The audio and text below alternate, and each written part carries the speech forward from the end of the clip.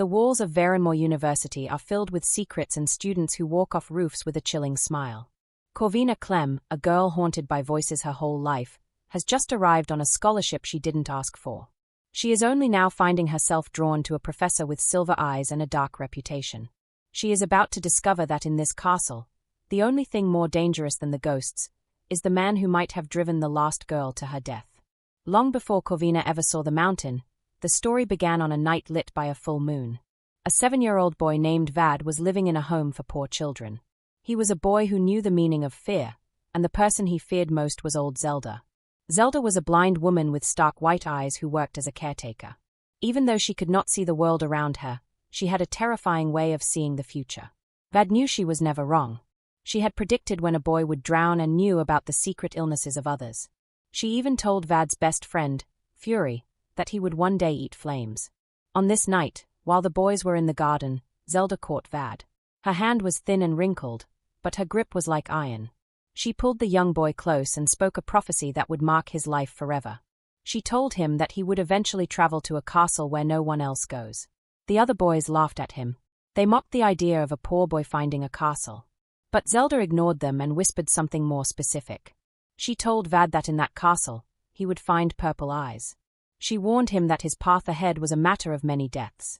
Vad felt a deep sense of embarrassment and anger, but the weight of her words stayed with him like a shadow. Many miles away and several years later, a young girl named Corvina was growing up in a world of her own. For Corvina, the color black was a source of comfort. It was the color of her hair and the vast night sky that protected her. She lived in a small cottage at the edge of the woods with her mother. The people in the nearby town called her mother a witch and a freak, but Corvina did not care. She knew her mother simply preferred the peace of the trees to the company of people. They shared a special bond with the crows that lived in the woods. While other children threw rocks at birds, Corvina and her mother fed them. Her mother told her that crows were smart and loyal. She said they carried the spirits of ancestors and watched over them from the sky. Life was quiet and isolated because her mother heard voices that warned her to stay away from others. She was terrified that people would take Corvina away. Because of this, Corvina was homeschooled and spent her days surrounded by the scent of sage and incense. On the night of Corvina's birth, a rare event called an ink moon appeared in the sky.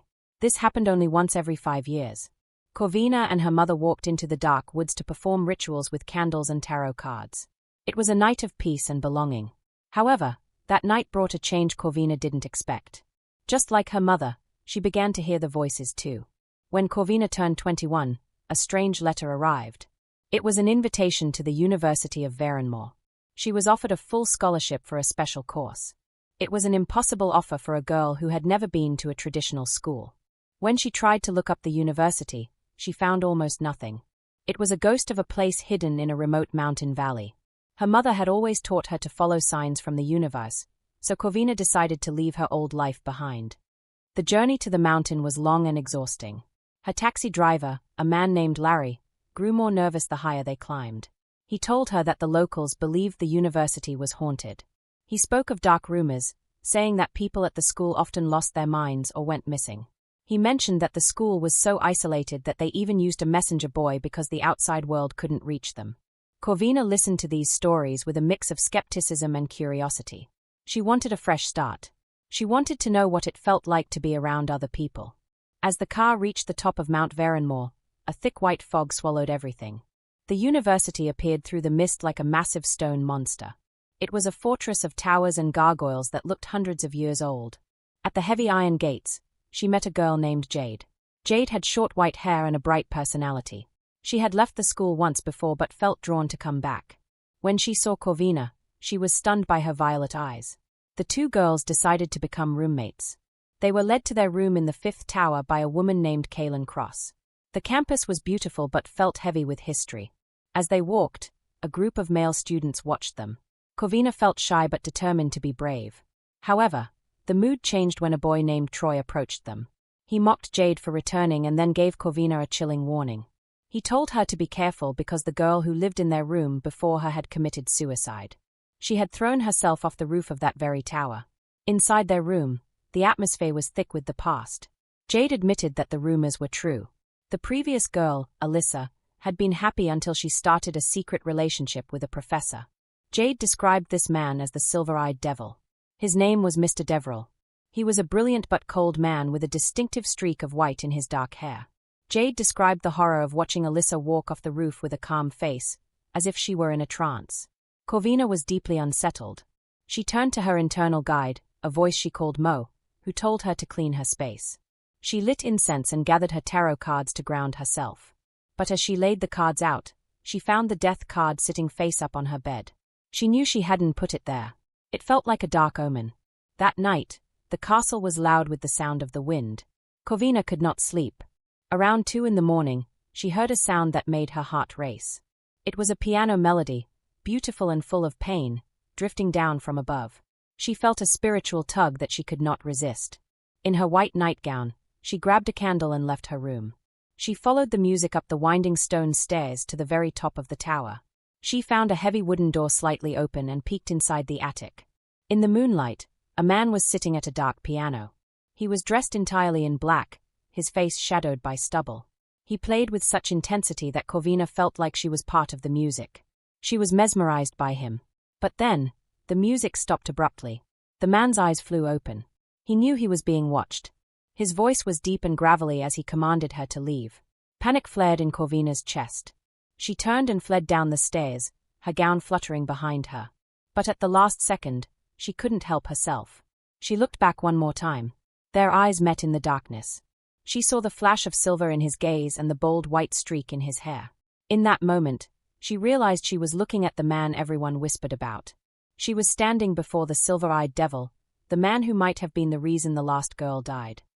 A sudden clap of thunder shook the heavy stone walls of Verenmore as Corvina stood under the awnings of the administration wing. She had just finished collecting her textbooks, but she paused to take in the breathtaking mountain view. Even after a week at the university, the scenery felt like a dream. Having grown up without the internet or phones, Corvina was used to the quiet, and she didn't mind the school's lack of technology. As she stood there in her black gothic clothes and dark makeup, she felt more like herself than ever before. For the first time in her life, the people around her looked at her violet eyes with curiosity instead of hatred. She was starting to enjoy the simple nods from other students and the nickname Purple given to her by her new friends, though she was still learning how to let people in. Her peaceful thoughts were interrupted when Jade came running toward her in a state of total panic. Jade revealed that she had forgotten this was the year of the Black Ball, a masquerade tradition held every 5 years. While the idea of a ball sounded exciting, Jade explained the dark legend that came with it. Every time the ball was held, someone went missing. For over 100 years, students and teachers had vanished without a trace, and no bodies were ever found. As they walked toward the academic wing, the sky turned a gloomy gray. Corvina asked why the school didn't just cancel the event, but Jade explained that the disappearances happened even when the ball was stopped. This left Corvina with a heavy sense of wrongness, a feeling that something was watching them from the shadows of the ancient castle. Inside the grand classroom, the air in the room shifted the moment Vad Deverell walked in. In the daylight, Corvina could see the silver in his eyes and the striking white streak in his dark hair even more clearly. He was their literature teacher, and his voice was deep and gravelly. He immediately focused his attention on Corvina. When she told the class her name, Vad noted that it meant Little Crow. Corvina corrected him, stating it meant Raven, but the intensity of his gaze made her palms sweat. After the lecture, the other students commented on the undeniable spark between them. One girl described the tension as so bright that even aliens could see it. However, Jade remained deeply troubled. She warned Corvina that the last girl who went missing 5 years ago was actually with Mr. Deverell at the time she disappeared. The next morning, a faint whisper from the internal voice she called Mo told Corvina to follow a crow. She wandered into the woods as the fog thickened, clinging to her skirt. She eventually found a massive, murky lake that felt impure and dark. As she left an offering for the bird, a voice behind her made her heart hammer against her ribs. It was Vad. He leaned against a tree, smelling of burning wood and brandy. He warned her that the woods were lethal and that he could have done anything to her without anyone knowing. Instead of fear, Corvina felt a wave of visceral, animal lust. She watched his long fingers and moist lips as he smoked, feeling a magnetic pull toward him that she had only ever read about in books. Before he vanished into the trees, he called her Little Crow again and warned her that the birds couldn't save her if she were dead. As soon as he was gone, a new, terrifying voice whispered "Help me" in her ear. This voice didn't feel like Mo. It carried the stench of decay and left a slimy residue on her tongue. Terrified that she was losing her mind, Corvina fled back to the castle. On the tower steps, she met a senior named Roy, who gave her a hard warning. He told her that student-teacher relationships were strictly forbidden and that any hint of trouble would get her expelled. Once back in her room, Corvina found a mysterious green jade ring stuck in the floorboards. She tucked it away in a drawer, wondering who it had belonged to. Later, in a psychology class, Corvina was distracted by the lecherous stares of Dr. Kari, whose gaze made her skin crawl. Vad appeared in the doorway, and the difference between the two men was night and day. While Kari felt disgusting, Vad inspired a velvety, deep desire. In a clear display of authority, Vad summoned Dr. Kari into the hallway and reprimanded him. When the doctor returned, he was agitated and refused to even look at Corvina. It was clear that the silver-eyed devil was acting as her protector. The tension finally boiled over during their next literature class. Corvina was transfixed by a flickering light in the corner of the room, and Vad commanded her to stay behind after the bell. When the room was finally empty, the physical presence of the man became overwhelming. Corvina found herself lost in a fantasy about his skilled piano-playing fingers touching her skin, a thought so intense her body betrayed her. Vad saw the invitation in her eyes and called her bewitching. He stepped close and gripped her chin firmly, forcing her to look at him. The exchange turned dark and poetic as he described himself as a mad pirate and her as a luring siren. He gave her a predatory warning, telling her that if he ever landed on her shores, he would plunder everything she owned. The encounter left Corvina intoxicated and breathless, her desire heightened by his dangerous promise. Later that evening, Corvina joined her friends in the garden. They talked about the upcoming Black Ball and made a pact to stay together so no one would disappear. When Corvina mentioned the dark lake she had found in the woods, the mood became somber. Jade and Troy shared a dark piece of university history from 100 years ago. They told a story of a group of students who had kidnapped and tortured people in the forest until they were eventually caught and lynched by their peers. As the sun disappeared and long, eerie shadows stretched across the grass, Corvina felt a chill run down her spine. The legend claimed that the spirits of those murdered students still haunted the grounds, seeking a sacrifice on the anniversary of their deaths. Corvina felt the pieces of the puzzle click into place with a sense of dread. The lynching had happened exactly a century ago, on the very same night the university now planned to host the Black Ball. The disappearances were not accidents. They were tied to a cycle of blood and sacrifice that was about to begin again. The night was heavy with a silence that felt dangerous. Corvina lay in her bed, watching the smoke from her incense swirl into the dark corners of the room. As the phantom feeling of ants crawled over her skin, the smoke seemed to take a ghostly, human shape. Then, the rotting voice returned. It carried the stench of decay, whispering a cryptic plea into her mind, "Find me." Unable to sleep, Corvina left the tower at dawn. She felt a magnetic pull toward the woods, even though the air there felt stained by past violence. Deep in the thick foliage, she found a place that felt frozen in time. There were crumbling stone ruins and a fountain with screaming lion heads. Nearby stood a grotesque tree with a realistic eye carved into its trunk that seemed to watch her every move. Past the ruins, she stumbled upon 15 unmarked graves. The sight made her blood run cold. While exploring, she found a damaged piano hidden under a tarp.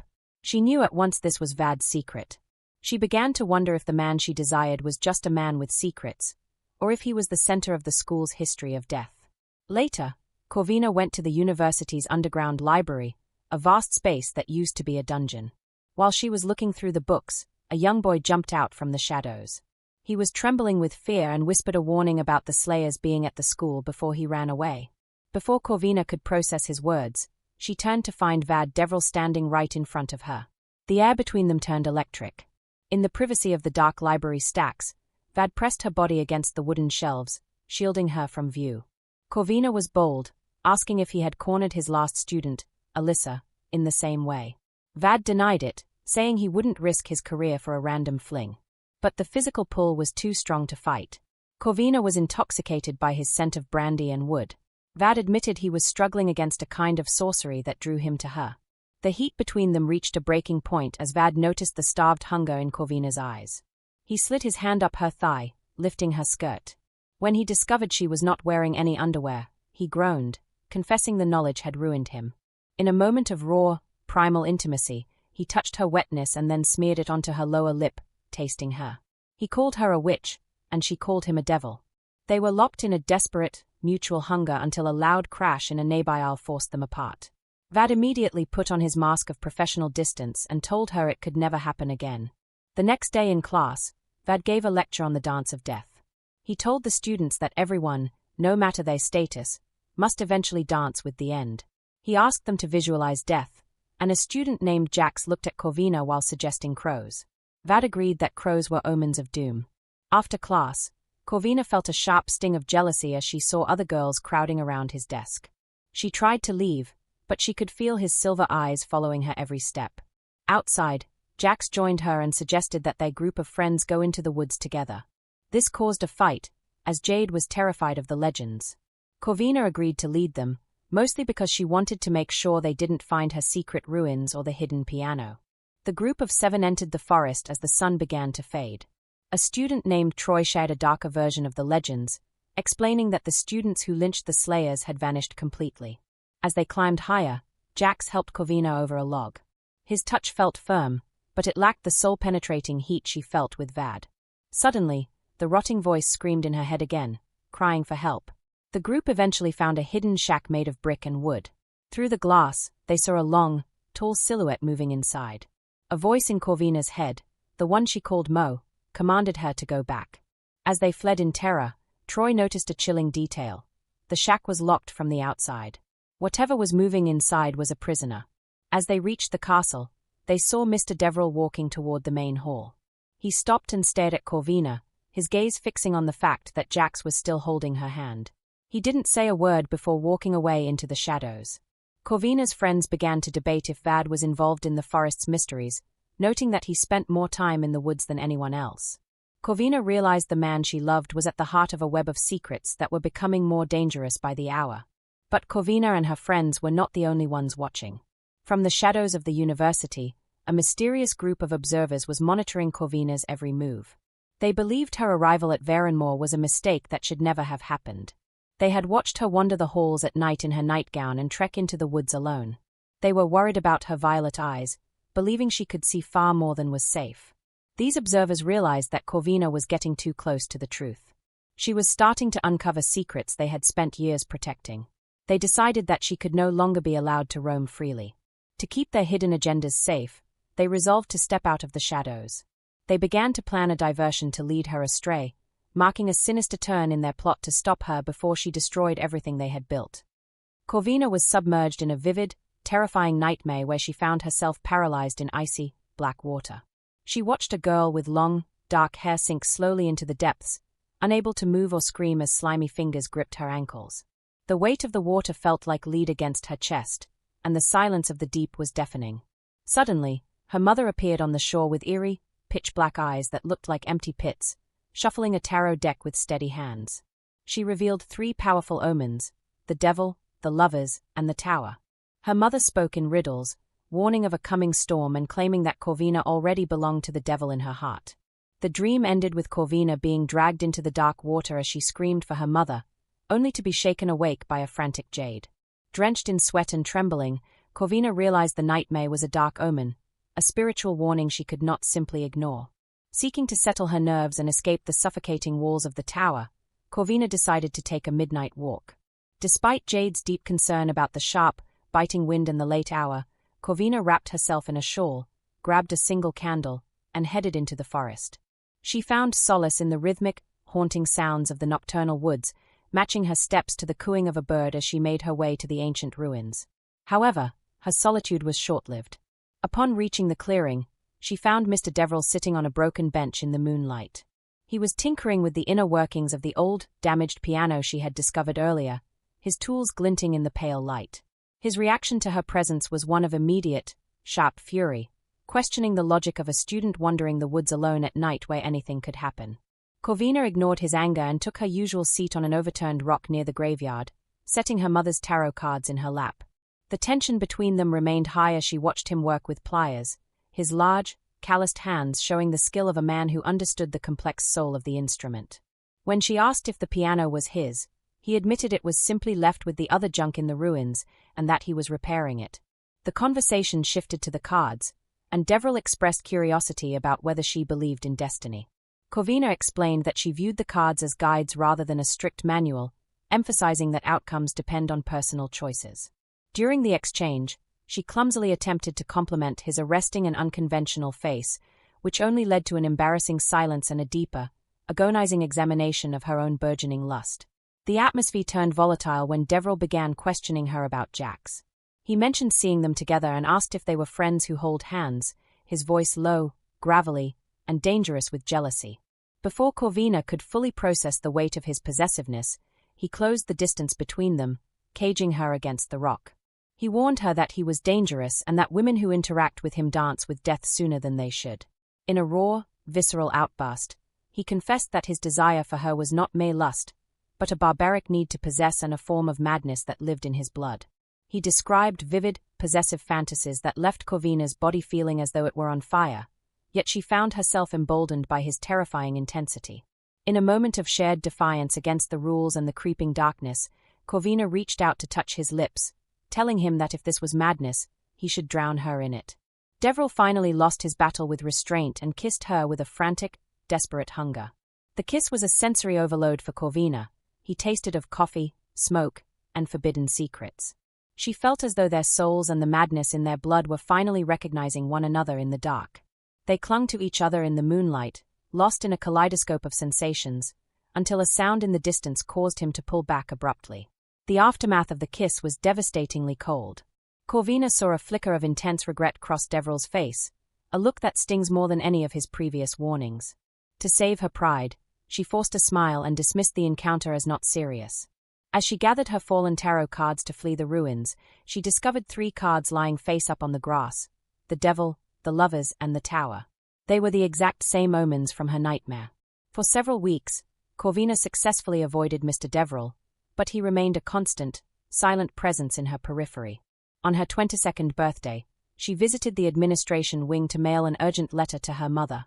When she was told the mail wouldn't leave for 2 weeks, her anxiety peaked, knowing her mother's fragile mental state depended on their contact. This distress was interrupted by the arrival of Mr. Deverell, who unexpectedly offered her a ride to town in his private vehicle.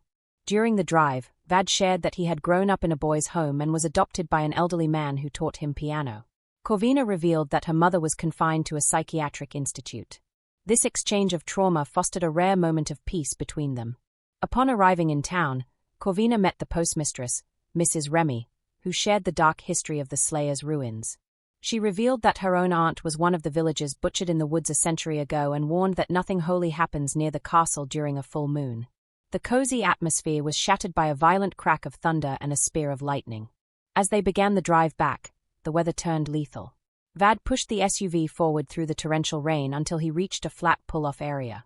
In the flickering orange light of a matchstick, he admitted his desire for her was becoming hungrier every day. The encounter that followed was raw and visceral, a theater of madness in the cramped SUV. Vad was dominant and vocal, expressing a fierce jealousy over the boys on campus. He claimed her with a force that demanded total submission.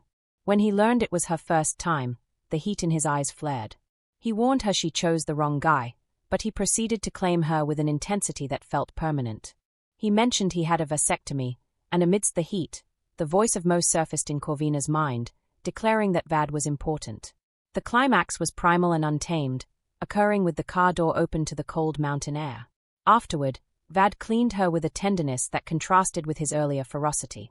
As the SUV reversed and headed back toward the castle, Corvina realized they would have to resume the lie of being strangers, even though they were now bound by an unholy madness.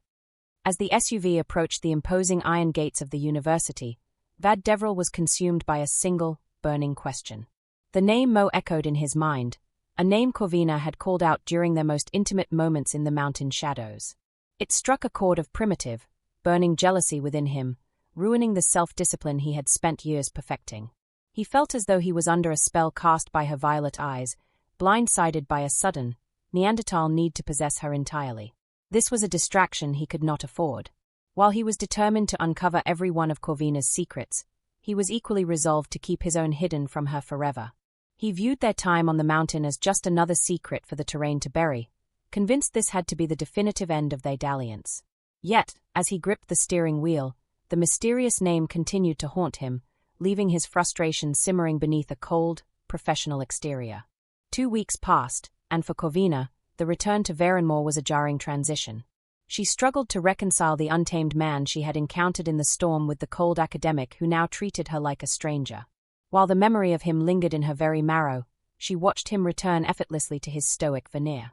During a morning meal, her friends discussed a new development: the opening of the vault, a historically significant dungeon beneath the main hall.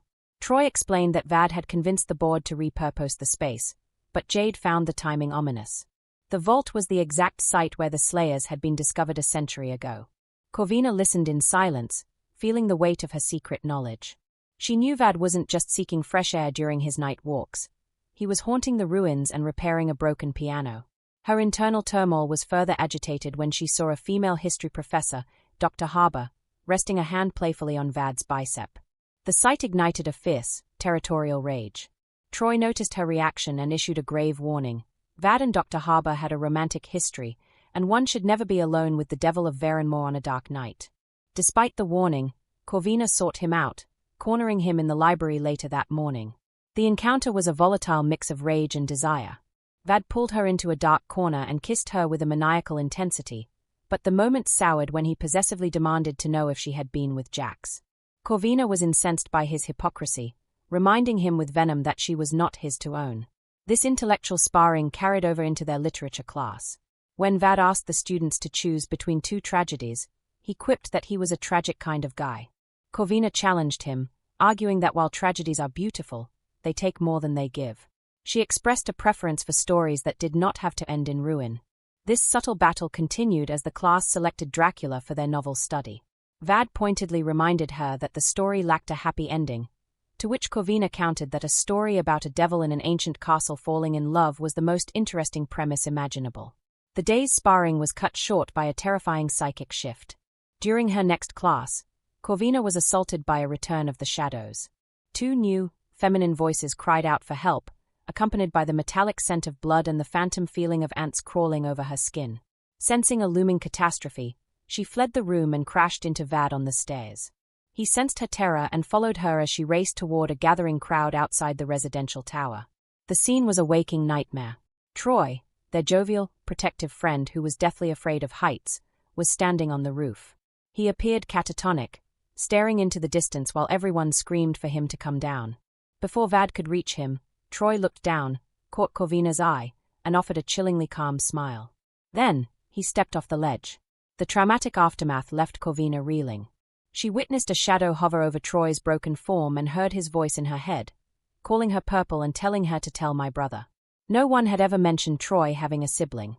As the faculty cleared the area, Vad stood at the exact spot on the roof where Troy had fallen, a dark figure against the night sky, watching Corvina with an intensity that suggested he knew exactly what had been set in motion. Unable to bear the crowded tower or the sight of the bloodstain on the ground, Corvina retreated into the cold night air. The architectural marvel she once loved now appeared foreboding and deadly. She wondered if she was losing her mind or if the castle itself was malevolent. Vad joined her and led her away from the main campus to the faculty quarters. He promised to show her something significant if she kept it secret.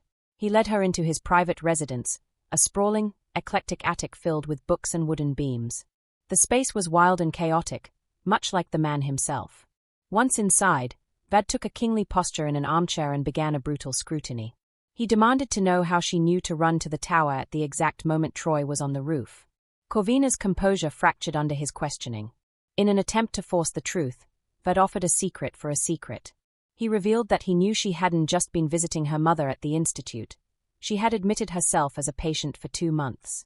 The revelation hit her like a physical blow. The trauma of the day and the fear of being seen as a damaged freak triggered a severe panic attack. Seeing her collapse, Vad immediately dropped his interrogation. He held her down on the bed, splaying a large hand over her thundering heart to ground her. He commanded her to breathe, moving her onto his pillow with a tenderness she had never experienced. He stayed with her, providing soft caresses until her breathing steadied. He admitted that forcing the conversation was a mistake and placed a folded piece of paper on the table, an item he found on the roof where Troy had stood. Once Vad left, Corvina reached for the paper with trembling hands. She expected a suicide note, but instead, she found only 2 words written in bold blue ink: Dance Macabre. The reference to Vad's own lecture on the dance of death left her chilled.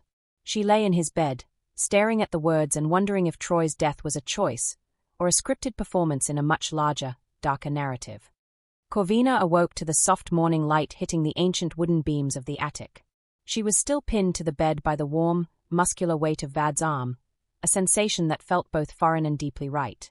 In the quiet of the room, she traced the sharp lines of his sleeping face, realizing she was losing the battle against her heart.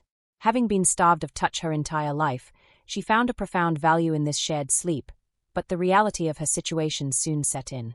She was troubled by the fact that Vad had accessed her confidential medical records and recognized that her growing emotional attachment was a liability. He had warned her against it, yet here she was, entangled in his bed. Gently, she untangled herself and snuck out of the faculty wing, narrowly avoiding a confrontation with Kaelin Cross on the mountain path. Kaelin was suspicious, noting Corvina's disheveled clothes and warning her that faculty-student mingling was strictly forbidden. Shaken by the encounter, Corvina hurried back to her tower, only to face something far more terrifying. While standing under the spray of the communal showers, the lights failed. In the dim ventilation light, she looked into a mirror and screamed. Her own reflection's eyes had turned entirely black, and the scent of rot filled the air. A feminine voice whispered, "I know you can hear me," as the mirror began to bulge and crack as if hands were pushing through from the other side. When the lights were restored, the mirror she had been looking at was perfectly intact, but another across the room had shattered into pieces. Roy helped her back to her room, mentioning that many students believed the tower was haunted by the spirit of Alyssa. Back in the room, she and Jade shared a moment of grief over Troy's death. Jade revealed that Troy's older brother, a professional investigator, was coming to claim the body. This news struck a chord with Corvina, who recalled Troy's ghost telling her to tell my brother. Jade expressed a pervasive fear that Verenmore was being populated by more ghosts than living people, praying that they wouldn't be next. The atmosphere at the university grew increasingly suffocating. Seeking solitude, Corvina wandered into the newly opened vault, a recreation room built into the old dungeon where the Slayers had once been found. She found the black piano from the tower had been moved there. She fell asleep on a velvet couch and was startled awake by the sound of music. Vad was at the piano, his eyes closed as he played a soulful, mysterious melody. When he stopped, he admitted that the memory of their night together made distance impossible. He lifted her onto the piano, his mercurial gaze eye level with hers. In a startling shift, Vad demanded to know the truth about her past. He promised not to use the information against her, and to calm her nerves during the confession, he began to touch her with a clinical yet sexual intent. He traced the skin of her thighs, his fingers providing a sensory grounding as she poured out her darkest secrets. She told him about her parents' schizophrenia, her father's suicide, and the painful day she had to commit her mother to an institute. Most importantly, she confessed that she heard voices, and that since arriving at the castle, she was seeing shadows and hearing new, rotting pleas for help. Vad listened with an unexpected openness, suggesting that the castle itself might be causing her reactions rather than a descent into madness. In the heat of that shared honesty, his tongue and fingers drove her toward an intense, vocal climax atop the piano. Afterward, he told her he was finished denying their connection. He claimed her as his own, stating that regardless of whether the forces haunting her were real or in her head, she belonged to him as long as the madness ensues. He promised to help her make a phone call to her doctor but gave her a final, possessive warning. She was never to think of another man while in his presence. The following morning, Troy's older brother arrived. Corvina learned he was Ajax Hunter, a member of the International Investigation Squad. While walking past the red rose bushes near the admin wing, she pricked her finger on a thorn. A gruff voice warned her to be careful, and she turned to find Ajax. He was visibly shocked when he saw her violet eyes. After a brief conversation where Corvina hinted that Troy's death was not a simple suicide, Ajax passed her a secret note under the guise of returning a dropped paper. It was a summons to meet at the lake at 10 that night. Despite her dread, Corvina met Ajax on the bridge in the moonlight.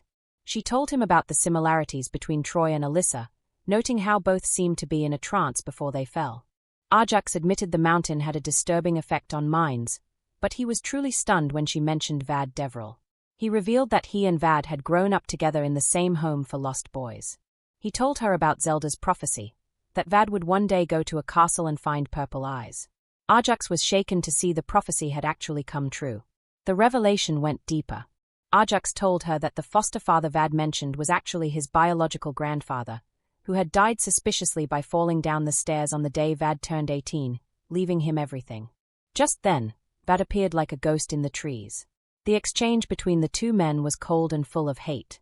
Audiobook mocked Vad for finally finding his purple eyes, but then he delivered a final, shattering truth to Corvina. He revealed that the University of Verenmore and the mountain itself had always belonged to the Deverell family. Legally, every stone and every shadow of the castle belonged to the silver-eyed devil standing before her. Corvina Clemm remained frozen in the woods, the revelation of Vad's ownership of the mountain ringing in her ears like a physical blow. She watched in stunned silence as Vad confronted Audiobook's hunter, two powerful men standing face to face in the moonlight.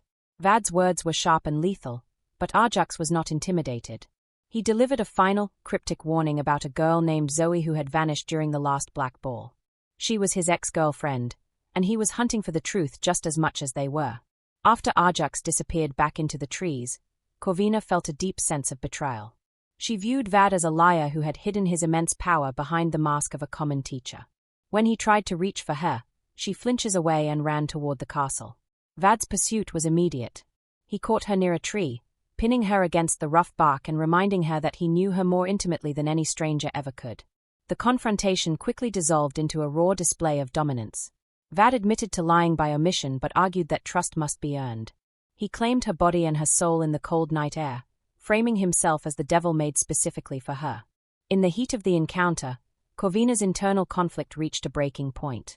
She admitted she was his, surrendering to the belonging she had craved her entire life. In the quiet aftermath, Vad promised to tell her his full story the next day, calling her his little witch. As they walked back, Vad began to unravel the dark history of his family. He explained that while the Deverells had owned the mountain for generations, it was largely abandoned until his great-grandfather offered the grounds for the university. After the disappearances began, the family retreated, letting a board act as the face of the school. Vad revealed that he was a silent member of that board, having taken his grandfather's place the night he died. Corvina asked if he was responsible for the tragedies, and Vad's response was unsettling. He admitted he was not a good man, but he was not the evil haunting Verenmore, rather, he was the evil hunting for it. He was the protector stalking the darkness that took Troy and Alyssa. The following day, the themes of their literature class felt uncomfortably real.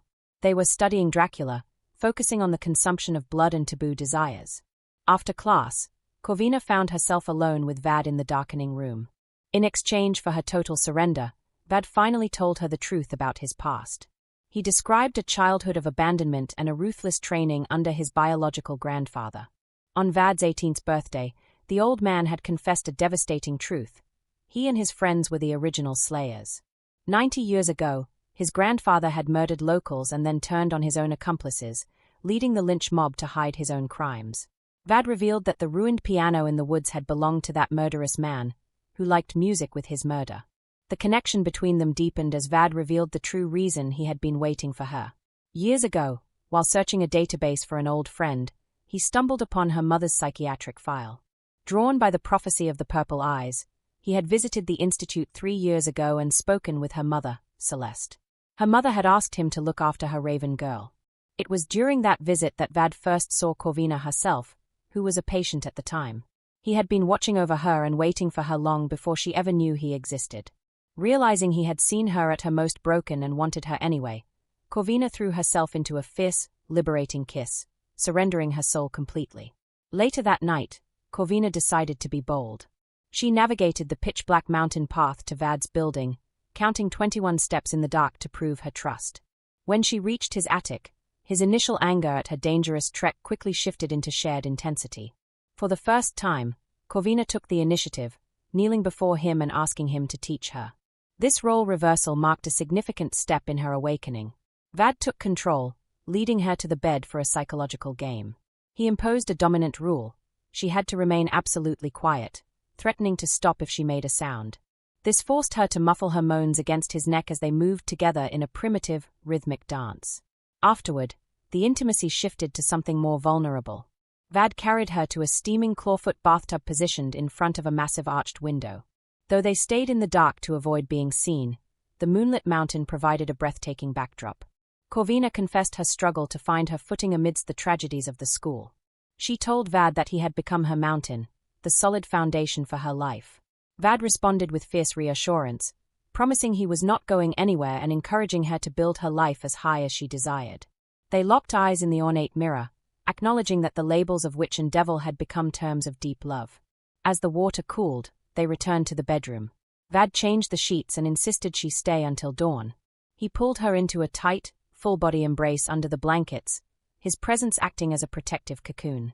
He left her with a final, possessive promise. He would not only take all her firsts, but her lasts as well. For the first time in her life, Corvina fell asleep feeling truly safe and cherished. She was no longer an orphan of the world. She was anchored by the man who had claimed her soul, falling into a deep sleep in the heart of the mountain that belonged to him. Corvina was pulled back into a harrowing nightmare, standing once again in the icy, black water of the lake. Beneath the surface, she saw her own double floating with eyes as black as a raven, surrounded by other suspended bodies drifting through the dark. In the dream, Vad gripped her ankles, anchoring her beneath the waves as spirits screamed for her to join them. A feminine voice, carrying the familiar scent of decay, whispered through the depths, "Find. He will anchor you down." Corvina woke with a violent gasp, her skin crawling with the phantom sensation of slimy limbs pressing against her. Vad was immediately there to arrest her panic, pinning her hands to the bed and grounding her with his authoritative voice. Shaken, Corvina confessed that her dream had shown her bodies hidden within the lake. Vad, surprisingly open to her preternatural experiences, admitted that the lake had never been officially dragged. Despite the early hour, Corvina felt an urgent, jittery need to visit the site. Vad refused to let her go alone, leading her out into the cold, foggy morning. He took her through a secret, narrow tunnel carved into the mountain, a passage once used by the slayers, filled with hundreds of sleeping bats. At the entrance of the tunnel, Corvina experienced a profound moment of doubt. She wondered if she could truly trust her life to the grandson of a serial killer. Vad recognized her hesitation and framed the moment as a test. Remembering the depth of their connection, Corvina chose to take his hand, a gesture that Vad claimed sealed their fates together.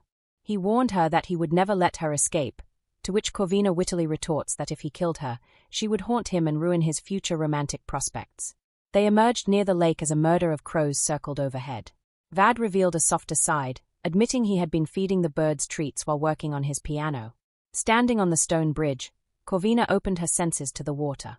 Guided by a flash of intuition, she told Vad to have the recovery team look specifically under the bridge. Later, in the privacy of an office, Vad held Corvina as she called her former doctor to report her escalating hallucinations. Vad was visibly unsettled by the terrors she had faced alone. He promised that she was no longer alone, arguing that he was exactly what she needed, a devil to fight her demons. Vad then recounted seeing her for the first time 3 years ago in a doctor's waiting room, a girl huddled in black with mesmerizing purple eyes. He admitted that while he originally brought her to Verenmore to satisfy his curiosity, he was now irrevocably committed to her. He delivered a powerful declaration, stating that their connection would last until the roses on his grave stopped sharing roots with the roses on hers. He promised to be the anchor that kept her from drifting away into madness. Corvina, finally feeling home within the chaos, kissed him with a fierce passion, willing to spend a lifetime unraveling the mysteries by his side. The university was soon electrified by the news that a recovery team had arrived to drag the lake. Corvina and her friends watched from the bank as divers prepared to plunge into the dark depths. Vad joined them on the bridge, regaling the students with a macabre legend about Snake Lake. He told them of a sorceress who was so consumed by grief for her drowned lover that she trapped the snakes with her own hair and stayed in the depths forever.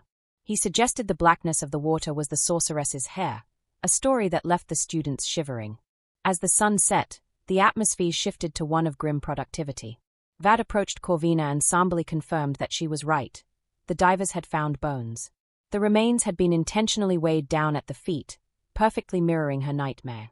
For 3 days, the recovery continued until 14 human skulls and over 800 fragmented bones were pulled from the water. The feminine voice of decay finally fell silent, its plea answered, but Corvina found no peace. She was left grappling with the terrifying mystery of her own intuition. In the weeks that followed, Corvina navigated a demanding routine of finals and clandestine romance. Her connection to Vad provided unique advantages, like late-night access to the dungeon library. These study sessions were often interrupted by Vad, leading to intense, physical displays of their connection in the dark aisles or the still-closed vault. Despite the joy of their relationship, the discovery of the bodies cast a long shadow. Rumors of hauntings filled the campus, and Corvina felt a persistent sense of doom as the black ball neared. Her instincts screamed that something was still terribly wrong. One rare sunny day, Corvina joined her friends on the back lawns. The outing took a tense turn when her sweater slipped, revealing a prominent hickey on her shoulder. Jade immediately recognized the mark of ownership and questioned Corvina about her love life. Unwilling to reveal Vad's identity, Corvina admitted she was seeing someone seriously. Jade was genuinely happy for her, and to pass the time, she asked for a tarot reading. Corvina pulled the Ace of Cups for Jade's upcoming date with Ethan, which drew a crowd of curious students and faculty. The odd girl with the purple eyes suddenly found herself celebrated for her skills. Vad's unwavering acceptance had empowered her to embrace her true self. Even the lecherous Dr. Kari sought her guidance, appearing relieved when she pulled a positive card for him. The energy of the gathering shifted dramatically when Vad himself strode into the circle. He watched Corvina with visible pride as she shuffled the deck with extra flair, showing off for him. Then, Vad posed a question of his own. In front of the gasping crowd, the cold professor asked for a reading about a woman he is in love with and whether she reciprocated his feelings. Shaking but determined, Corvina shuffled the deck, knowing her answer would be a public declaration of her own heart. She pulled the Two of Cups, the card of mutual love. She looked Vad directly in the eyes and confirmed that the woman felt exactly the same. The moment was electric, a profound exchange of devotion shared in the middle of a crowd.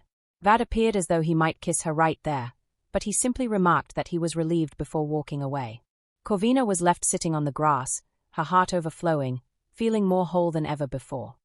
Corvina stood at the arched window of the tower, looking out at the distant town lights and the velvety expanse of the forest.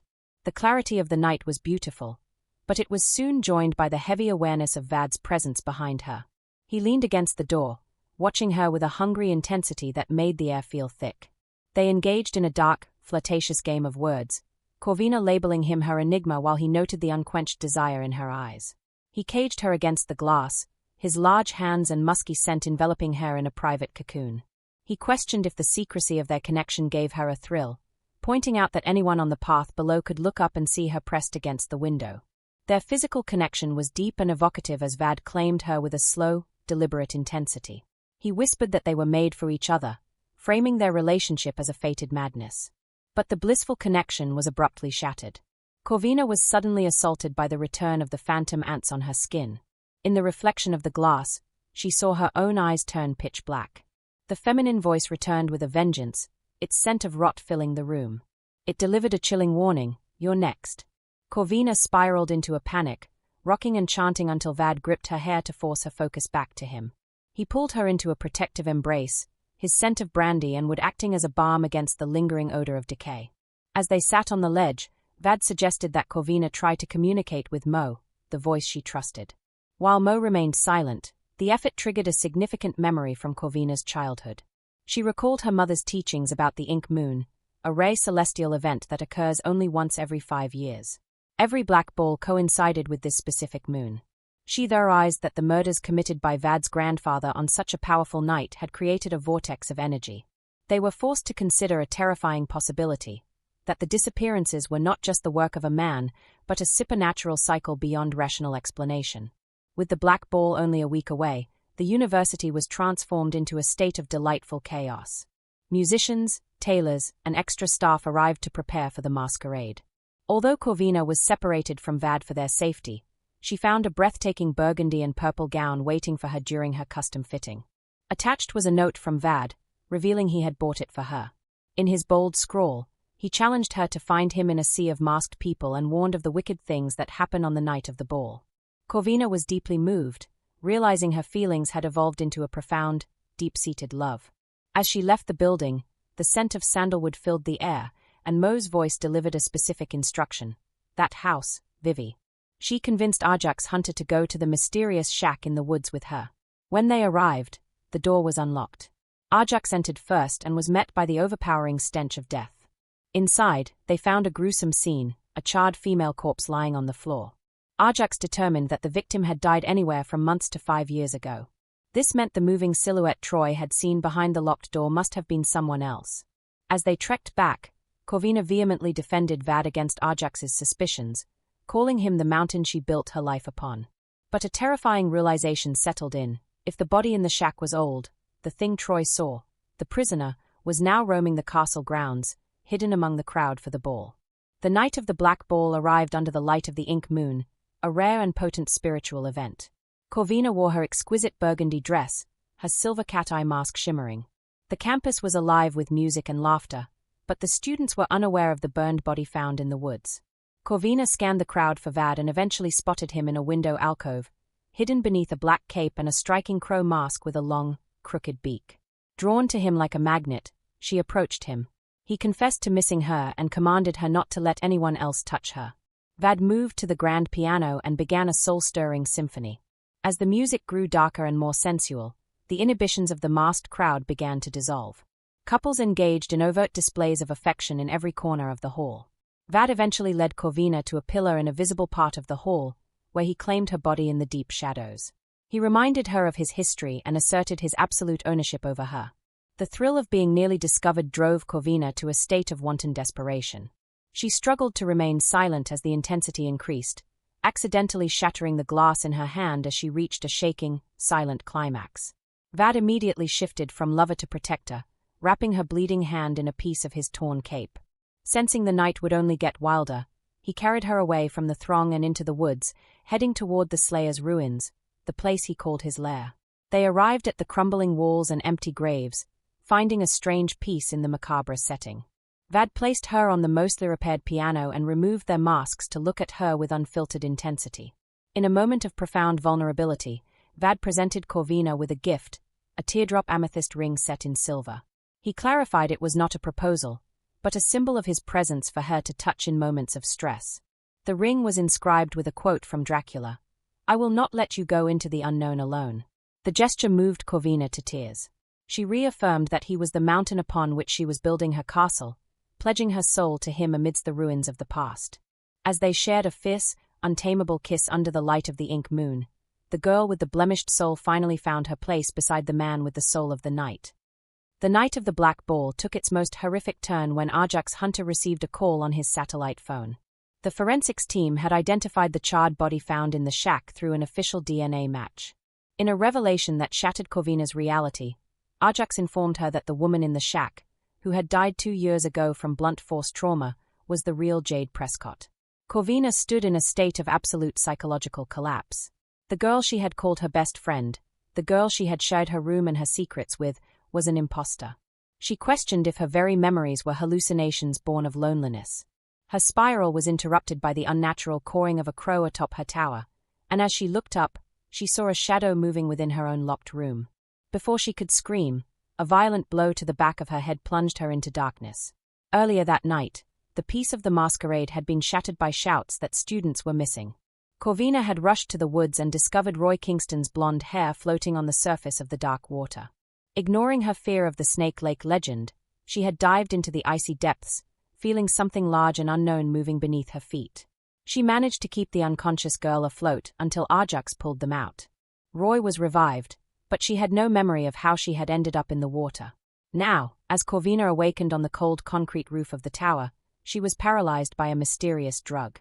The imposter stood over her in a fairy-tale gown, smiling with a chilling benevolence. She revealed she was the granddaughter of the original witch from the Slayer's era.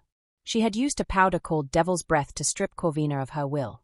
With disturbing pride, she admitted to killing the real Jade, murdering Alyssa out of an obsession with Vad, and forcing Troy to jump because he was suspicious. Under the influence of the drug, Corvina's body was forced to walk to the very edge of the roof. An insidious voice in her head urged her to jump, while the voice of Mo begged her to fight. The tension reached a breaking point when Vad arrived on the roof. In a display of masterful deception, he adopted a seductive, cold persona. He pretended to admire the imposter for her ruthlessness, feigning a desire to join her and rule the castle together. The imposter, blinded by her obsession, revealed there was no antidote for the drug. At that moment, Vad's facade dropped. With lethal precision, he released the girl, sending her plummeting from the roof to her death on the cobblestones far below. The trauma of the fall triggered a massive psychic break in Corvina. A flood of spectral voices, the victims of the castle, assaulted her mind simultaneously.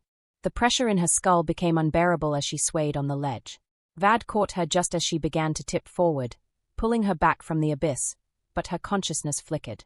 She whispered that the voices wouldn't stop before her eyes went blank, surrendering to the darkness. Vad took immediate action to save his witch. He abandoned his mountain and his inheritance, transporting Corvina back to the Morning Star Institute for specialized care. For a month, he stayed by her bedside while she remained in a medically induced coma to flush the drug from her system. He chose Corvina over his lifelong obsession with Verenmore, notifying the board that he would never return and ordering them to burn down the tree that produced the devil's breath. He resolved to be the anchor she needed for the battles she had to fight within her own mind. Even when they visited her mother, Celeste, and saw the heavy toll of schizophrenia, Vad did not waver. He promised Celeste he would keep her daughter safe, and he soothed Corvina's fears by reminding her that their fates were intertwined until the roots of the roses on their graves grew together. 5 years passed, transforming the terror of that night into a stable, snowy peace. Corvina and Vad now lived in a winter retreat, a cottage mansion nestled in the mountains on Deverell land. Their days were filled with tranquil domesticity and the company of their 2-year-old husky, Count. Vad had built a new career as a professor at a local university, while Corvina had found her footing as a business owner and writer. She wore a platinum wedding band engraved with the word nevermore alongside her amethyst ring. During a winter where they were snowed in, Corvina had written a gothic romance titled Gothikana to process the mysteries that remained: the fate of Roy, the identity of the boy in the library, and the truth of the curse. On their anniversary, the air in their home was warm with a soft, domestic heat. Vad presented Corvina with a gift that changed their future. He had had his vasectomy reversed. After years of fearing their genetic legacy, they had finally found the confidence to pursue the large family they had both missed out on as children. In the intimacy of their bed, under his intense silver gaze, Corvina felt more whole than ever before.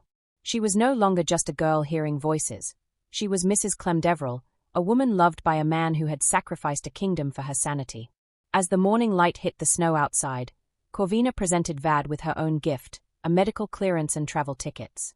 She told her mountain that they had both healed enough to face the shadows of their past. She wanted their future children to inherit the beauty of the castle, to see the stone towers and the mountain air that had brought them together. She convinced him that they were strong enough to reclaim their home and make it better.